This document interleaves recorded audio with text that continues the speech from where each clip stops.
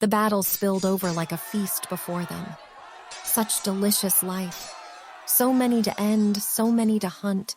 Wolf paced in the snow while Lamb danced lithely from sword edge to spear tip, the red-blooded butchery never staining her pale coat. There is courage and pain here, Wolf. Many will gladly meet their end.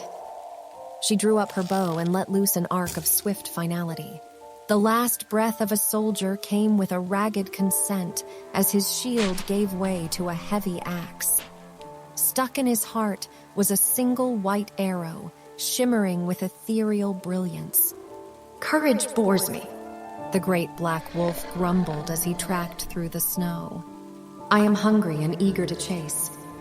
"Patience," she murmured in his shaggy ear.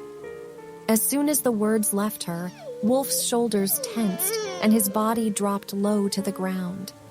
"I smell fear," he said, trembling with excitement. Across the muddied field of snow, a squire, too young for battle but with blade in hand nonetheless, saw that Kindred had marked all in the valley. "I want the tender thing. Does it see us, Lamb?" "Yes, but it must choose. Feed the wolf or embrace me." The battle turned its steel toward the squire. He now stared at the roiling tide of bravery and desperation coming for him. This would be his last dawn. In that instant, the boy made his choice. He would not go willingly. Until his last breath, he would run. Wolf snapped in the air and rolled his face in the snow like a new pup. "Yes, dear Wolf." Lamb's voice echoed like a string of pearly bells. "Begin your hunt." With that, Wolf bounded across the field after the youth, a howl thundering through the valley.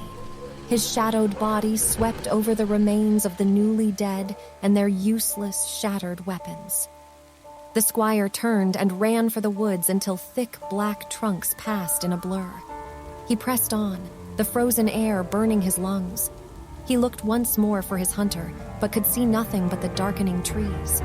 The shadows closed tightly around him, and he suddenly realized there was no escape. It was the black body of Wolf that was everywhere at once. The chase was at its end. Wolf buried his sharp teeth in the squire's neck, tearing out ribbons of vibrant life. Wolf reveled in the boy's scream and crunching bones. Lamb, who had trailed behind, laughed to see such sport. Wolf turned and asked, in a voice more growl than speech, "Is this music, Lamb?" "It is to you," she answered. Again, Wolf licked the last drop of the youth's life from his canine jaws. "I want to chase again, little lamb." "There are always more," she whispered, "until the day there is only Kindred." "And then will you run from me?" Lamb turned back to the battle.